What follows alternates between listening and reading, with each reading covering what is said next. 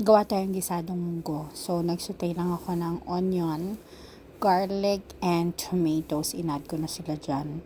Tapos, timpla lang, patis, and pepper. Yung meat pala nito ay frozen pa, yung aking pork. So, ang gagawin ko, high pressure ko siya for 5 minutes para maghiwa-hiwalay. Ayan na siya. Tapos, saute lang hanggang mag-reduce. Tapos, nilagay ko na yung ating munggo. Gisa-gisa ng konti. Yan. Tapos, water. Tapos, ipe-pressure cook ko to for a total of 25 minutes para lumambot yung munggo. Nakalimutan ko palang bumili ng gulay, ng malunggay. So, wala siyang gulay. Ayan. So, pressure cook. Tapos, ayan, malambot na pati yung pork. Nilagay ko na yung sotanghon. Sinutay ko siya ulit.